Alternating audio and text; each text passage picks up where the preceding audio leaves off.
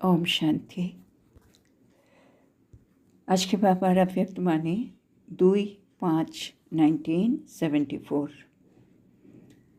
अब बाप समान सर्वगुण সম্পন্ন बनो। মানে এখন বাবার মতো সর্বগুণ সম্পন্ন হও। तो बाबा बोलছেন अपने आप को मास्टर ज्ञान सागर समझते हो। তো বাবা জিজ্ঞেস করছেন আমরা কি নিজেকে বাবার মতো মাস্টার জ্ঞানের সাগর নিজেকে মনে করি। जैसे ज्ञान सागर सर्व शक्तियों से संपन्न है, ऐसे अपने को भी सर्व प्राप्तियों से क्या संपन्न अनुभव करते हो। बाबा से যেমন বাবা জ্ঞানের সাগর কিন্তু সর্বশক্তিরও বাবা সম্পন্ন। বাবার মধ্যে সব শক্তিও আছে, সেজন্য বাবা হচ্ছেন আমাদের সর্বশক্তিমান।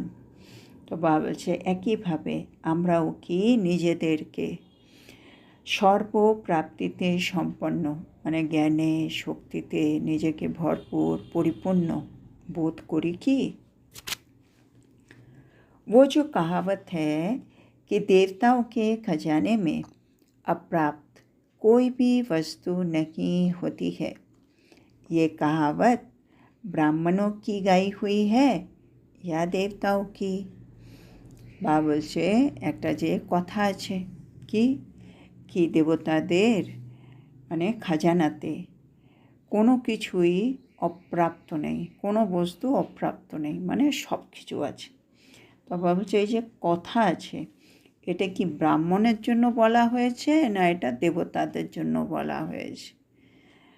মানে দুনিয়াতে শাস্ত্রতে বা যে কোনো পুস্তকে যে কোনো বইয়ে যেখানে আছে সেখানে আছে দেবতাদের কাছে এত খাজানা ছিল যার জন্য তাদের কাছে কিছু অপ্রাপ্তি ছিল না। কিন্তু বাবা বলছে আসলে ওটা কার জন্য বলা হয়েছে, ব্রাহ্মণদের জন্য নাকি দেবতার জন্য। सर्व संस्कार ब्राह्मण जीवन में ही तुम अनुभव करते हो। বাবা বলছে দেবতারা প্রালব্ধ হিসেবে যা কিছুই পাবে সেইগুলো কিন্তু ধারণ আমরা সঙ্গম যুগে করব। তো সেই জন্য বাবা বলছে ব্রাহ্মণ জীবনেই দেবতার যত রকম মহিমা সবগুলো গুণাবলী আমাকে কিন্তু এখানেই ধারণ করে নিতে হবে। क्योंकि अभी तुम सर्व संस्कार अपने में भर रहे हो। তো সঙ্গম যুগে এমন একটা সময় যখন আমি নিজের মধ্যে সব কিছু ভরতে পারি। যেই সত্যযুগ শুরু হয়ে যাবে তখন থেকে আমার ভরার আর চান্স নেই। আস্তে আস্তে এবার আমি আবার আস্তে আস্তে নিচে নামবো, হ্যাঁ না, 16 কলা 14 কলা নামা শুরু হয়ে যাবে। কিন্তু এই মুহূর্তেই আমি আত্মা 0 কলা থেকে 16 কলা, তার মানে আমি আত্মার মধ্যে সব কিছু ভরছি, সব রকম গুণ, সব রকম শক্তি, সব রকম জ্ঞান, সব রকম সংস্কার, सब কিছু। तो ये जो गायन है ये संस्कार अभी से तुम अनुभव करते हो। মানে দেবতাদের জন্য যে বলা হচ্ছে তাদের খাজানার মধ্যে কোনো কিছু অপ্রাপ্ত নেই। বাবা বলছে সেটা তোমরা সে সংস্কারটা তো আমাকে এখানে ভরে নিতে হবে কি আমার জীবনে অপ্রাপ্তি বলে কিছু নেই। তো সেই সংস্কারটা তোমরা কি এখন অনুভব করো কি আমার কাছে যা আছে যেমন আছে আমি এতে একেবারে সন্তুষ্ট 100%। আমার এই সংসার থেকে আর কিচ্ছু লাগবে না। বাবা আমাকে যা দেওয়ার সবই দিয়েছে, আরও দেবে। আর আগামী দিনে তো আমি 21 জন্মের জন্য তো যা যা পাবো তার তো মানে মানে সে তো হিসেবে করা যাবে না।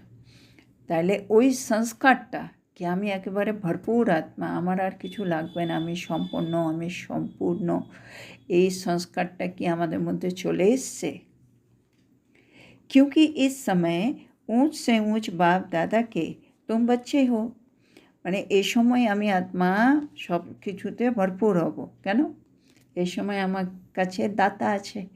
উঁচু থেকে উঁচু বাপ দাদা এই মুহূর্তে আমার জন্য নিজের ভান্ডারা খুলে রেখেছে। আমাকে গাইড করার জন্য উনি আমাকে পড়াচ্ছেন, বাবা হিসেবে পালনা দিচ্ছেন, সদ্গুরু হিসেবে বরদান দিচ্ছেন, সব কিছু তো এই মুহূর্তেই পাচ্ছি।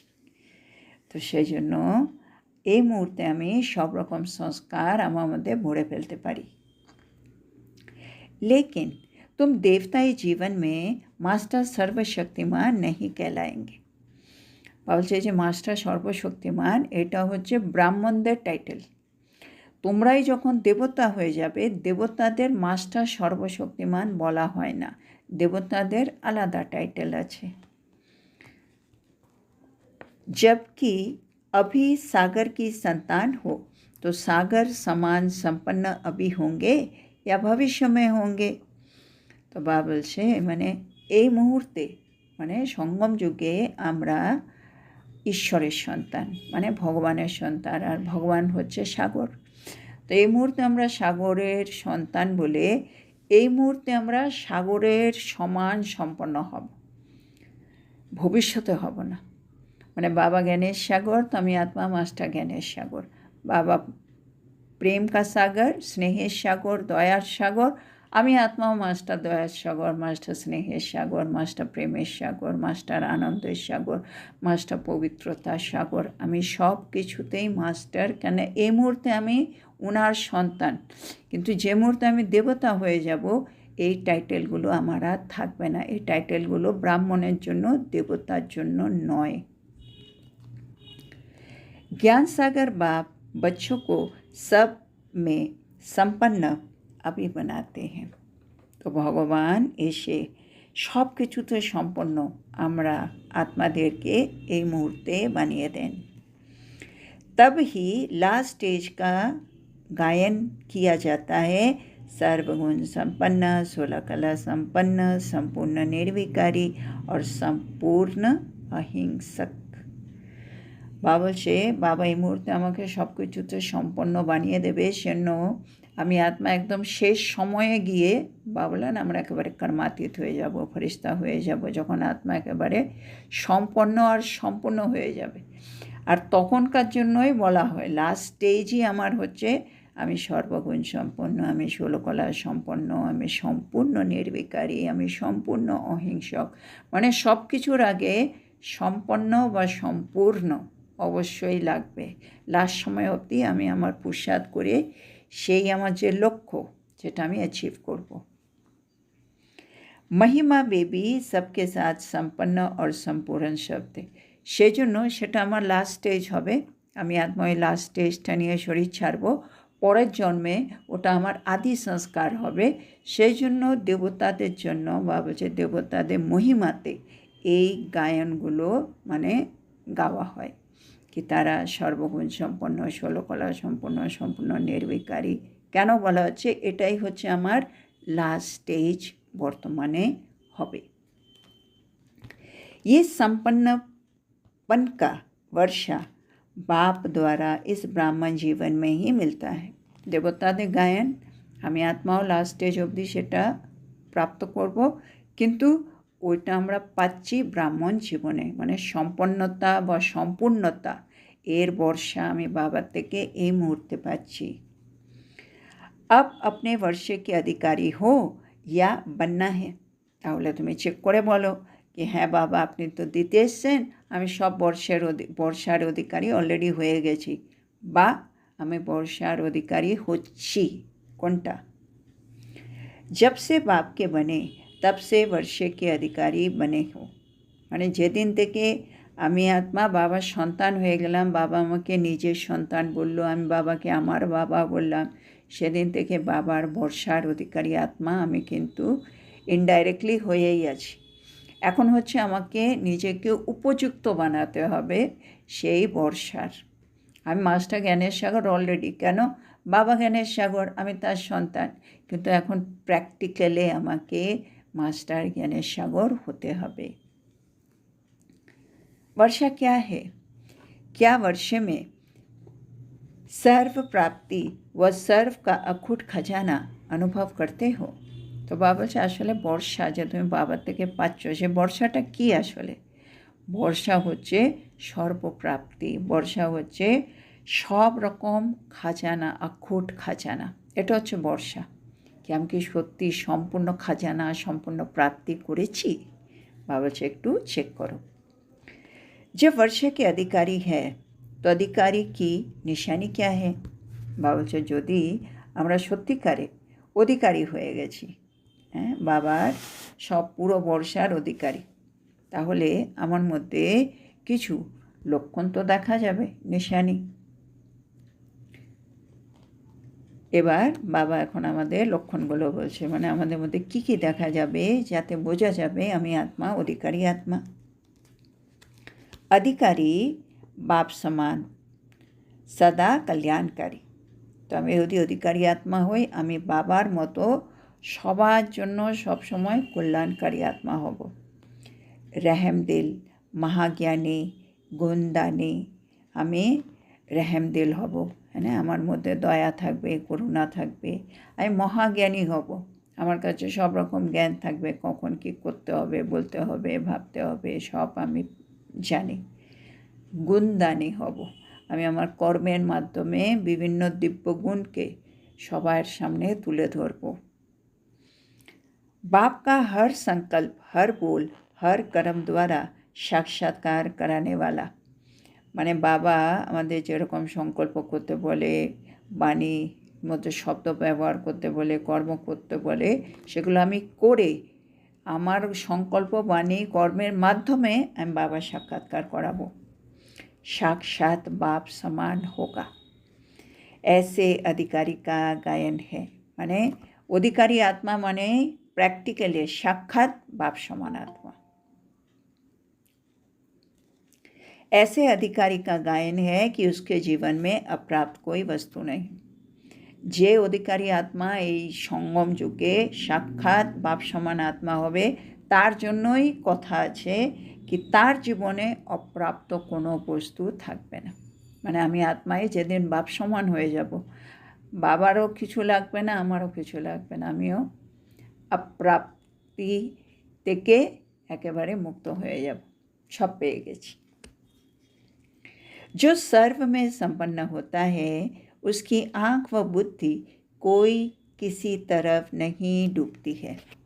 বাবা বলছে যে আত্মা সম্পন্ন হয়ে যাবে সব কিছুতে, তার চোখ বা তার বুদ্ধি কিন্তু কোনো দিকে ডুববে না, মানে কোনো জিনিস তাকে আর নিজের দিকে আকর্ষিত করতে পারবে না।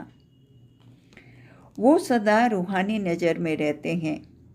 তারা মানে অধিকারী আত্মা, সম্পন্ন আত্মা, তারা সব সময় তাদের দৃষ্টি কীরকম থাকবে? সবার প্রতি रूहानी, आत्मिक दृष्टि। अनेक व्यर्थ संकल्प व अनेक तरह बुद्धि व दृष्टि जाने से परे। মানে তাদের মধ্যে কোনো ব্যর্থ সংকল্প চলবে না, তাদের বুদ্ধি বা তাদের দৃষ্টি এদিকে বিচরণ করছে, ওদিকে বিচরণ করছে, এগুলো সব কিছুর ঊর্ধ্বে থাকবে, মানে সম্পন্ন আত্মা। সর্ব ফিক্রো সে ফারিক, তাদের মধ্যে কোনো রকম অপ্রয়োজনীয় চিন্তা একেবারে থাকবে না, মানে বেফিকার বাদশাহ হয়ে থাকবে। और अपने बाप द्वारा मिले हुए खजानों में सदा रमन करता रहेगा। তাহলে সম্পূর্ণ আত্মা মানে সে সব সময় বাবা যে আমাকে জ্ঞান দেয়, সে জ্ঞানের মধ্যেই তার ভাবনা, চিন্তা, সংকল্প এর মধ্যেই বিচরণ করতে থাকবে। তাহলে বাবা কী বললেন আমাদের? যখন আমরা সব দিক থেকে সম্পন্ন হয়ে যাব, মানে সব কিছুর মধ্যে সম্পন্ন হয়ে যাব, তখন আমাদের কী কী লক্ষণ হবে? আমার দৃষ্টি বা আমার বুদ্ধি কোনো কিছুর মধ্যে ডুববে না, মানে কেউ আমাকে নিজের দিকে টানতে পারবে না। আমি সব সময় সবার জন্য আত্মিক দৃষ্টিতে থাকব, আমার মধ্যে কোনো রকম ব্যর্থ সংকল্প আসবে না, আর আমার বুদ্ধি বা দৃষ্টি কোনো দিকেই যাবে না, সব কিছুর ঊর্ধ্বে হয়ে যাবে। আমি সব রকম অপ্রয়োজনীয় চিন্তা থেকে মুক্ত হয়ে যাব, আর আমার বাবার যে জ্ঞান তার মধ্যেই আমি আত্মা ডুবে থাকব। उनको दूसरा कोई अन्य संकल्प करने की भी फुर्सत नहीं रहती है। এটাও কত সুন্দরভাবে বলছে, এই সম্পন্ন আত্মারা অন্য কোনো সংকল্প করবে, তাদের কাছে তো অতটা টাইমও নেই, ফুরসতই নেই, क्योंकि बाप द्वारा मिले हुए खजाने को स्वयं के प्रति और सर्व आत्माओं के प्रति बांटने वो धारण करने में वो बहुत बिजी रहता है।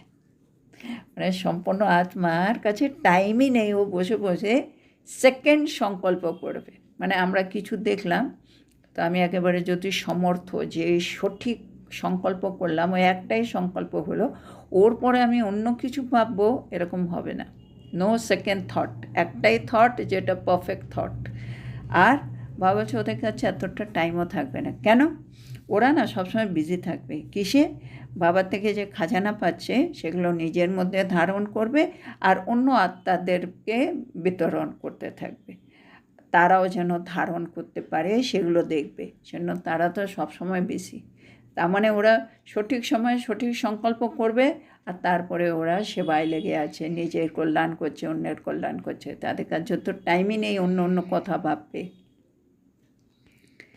सबसे बड़े से बड़ा धंधा, सबसे बड़े से बड़ा दान या सबसे बड़े से बड़ा पुण्य जो भी कहो वो यही है।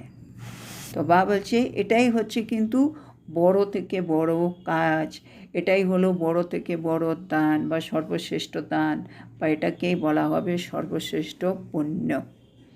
মানে বাবার খাজানাগুলো নিয়ে নিজেকে ধারণ করে অন্যকে ধারণ করানো, এটাই হচ্ছে বড় কাজ, বড় দান, বড় পুণ্য। इतने श्रेष्ठ कार्य वो श्रेष्ठ दान पुण्य को छोड़कर और क्या करेंगे?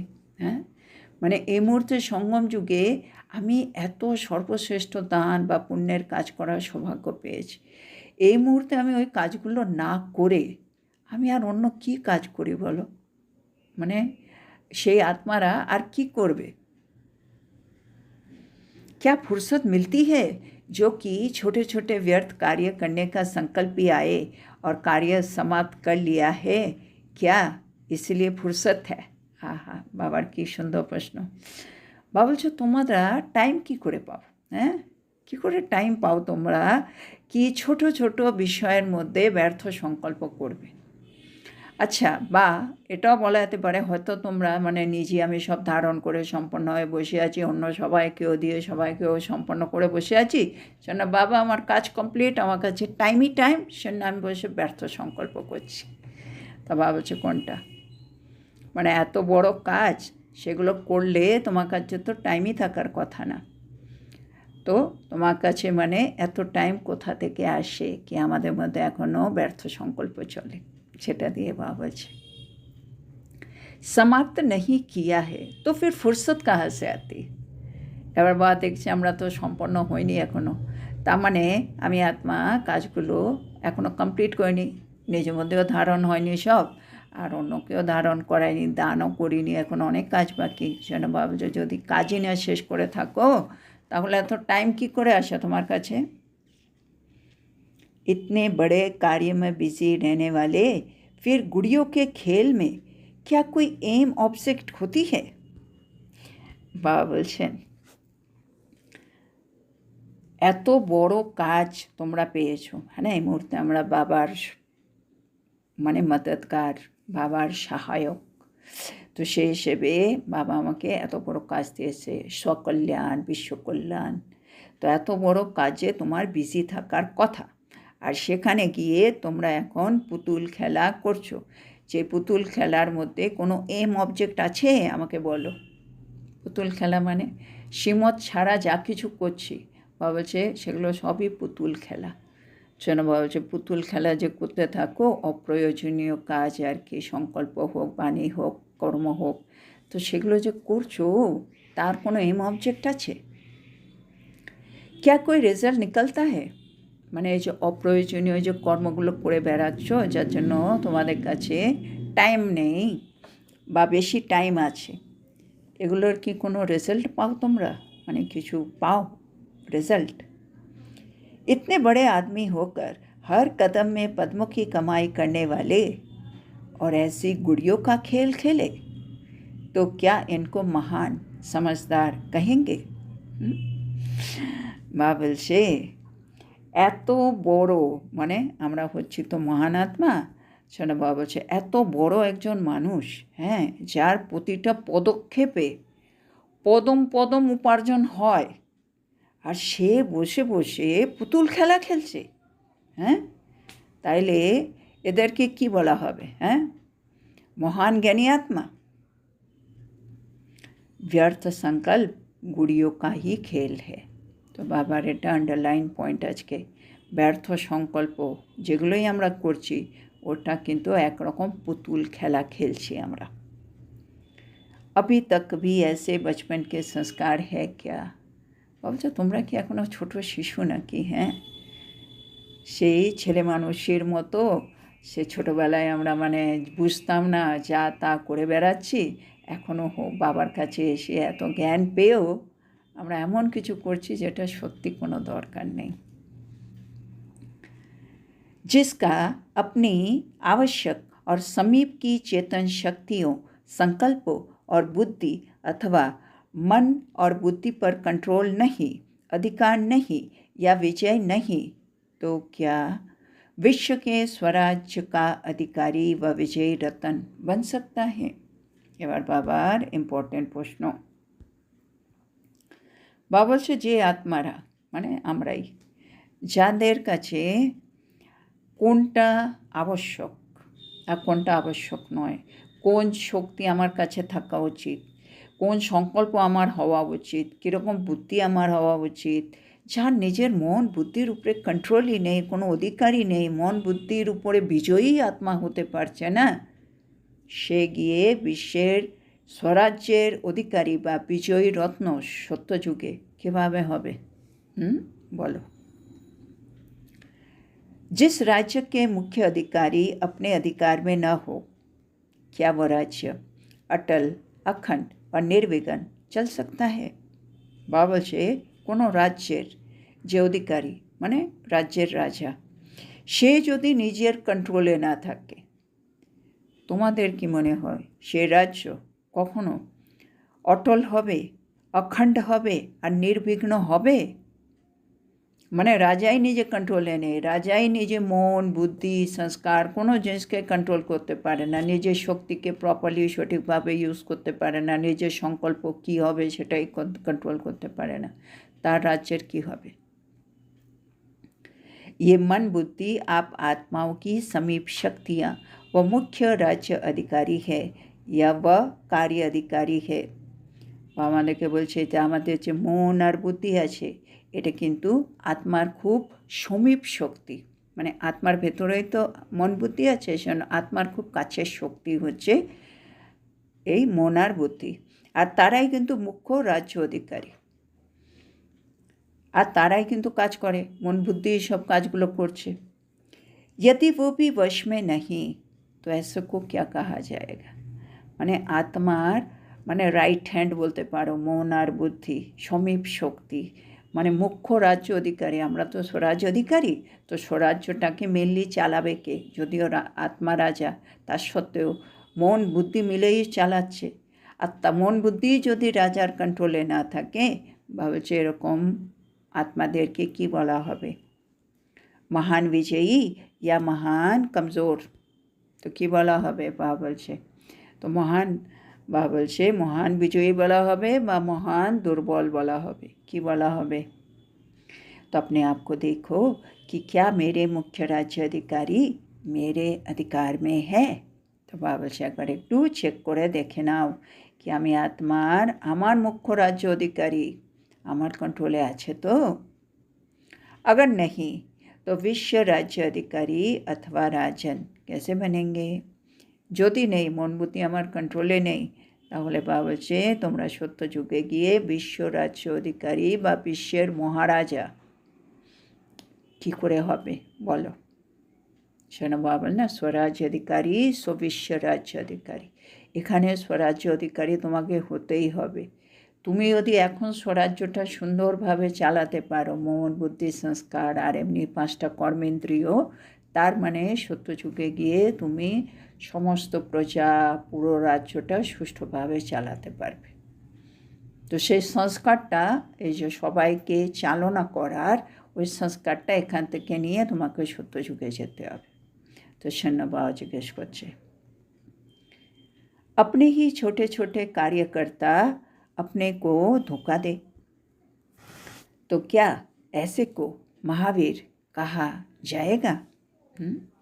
বাবা যেই আত্মার নিজেরই ছোট ছোট কার্যকর্তা তাকেই ধোকা দেয়, তাহলে তাকে কি মহাবীর আত্মা বলা যাবে?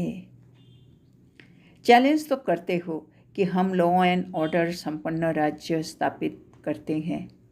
বলছে আমরা সবাইকে কি বলি, এখন সত্যযুগ আছি, আমরা সত্যযুগের স্থাপনা করছি, এমন একটা রাজ্য সত্যযুগ যেখানে ল অ্যান্ড অর্ডার সম্পন্ন হবে, মানে 100% ল অ্যান্ড অর্ডার যেখানে মেনে প্রতিটা আত্মা চলবে। এটাই তো তোমরা বলো সবাইকে, তাই না? तो चैलेंज करने वाले के ये छोटे छोटे कार्यकर्ता अर्थात कर्म इंद्रियाँ अपने ही लॉ एंड ऑर्डर में नहीं। বলছো তোমরা চ্যালেঞ্জ করে ওদেরকে বলছো আমরা এরকম একটা রাজ্য স্থাপন করছি যেখানে ল অ্যান্ড অর্ডার সম্পন্ন অবস্থায় থাকবে, অথচ তোমরা যারা চ্যালেঞ্জ করছো তাদের নিজেরই কর্মেন্দ্রিয়া বা তাদের নিজেরই ছোটো ছোটো কার্যকর্তা নিজের ল অ্যান্ড অর্ডারে চলে না,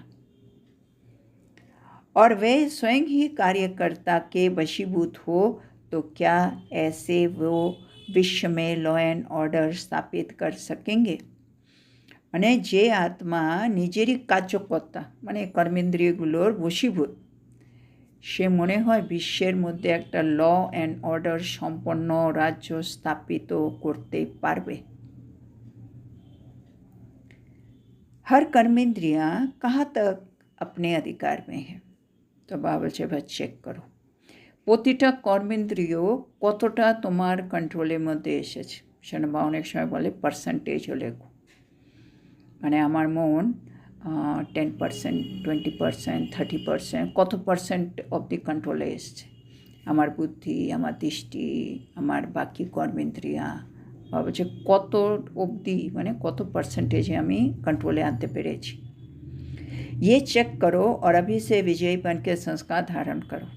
তাকে চেক করে নাও, চেক করে ওগুলোকে কমপ্লিট করো, মানে সবগুলো যেন 100% আমার কন্ট্রোলে চলে আসে।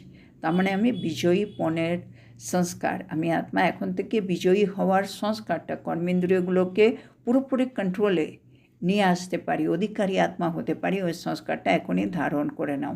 চেক করে নাও কোথায় কোথায় ঘাটতি আছে, তারপরে ওটাকে কমপ্লিট করে মানে विजयीपनेर संस्कार धारण करे नाओ।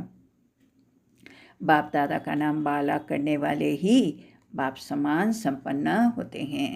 तो बाबा বলছে যারা যদি মানে এখনই যদি সব কর্মেন্দ্রিয়া কন্ট্রোলে চলে আসে তাহলে ওরা সব কিছুতে বিজয়ী আত্মা হবে, আর যারা বিজয়ী আত্মা হবে তারা নিশ্চয় বাপ দাদার নাম উজ্জ্বল করবে, আর যারা বাপ দাদার নাম উজ্জ্বল করছে তার মানেই হচ্ছে তারা बाप समान आत्मा।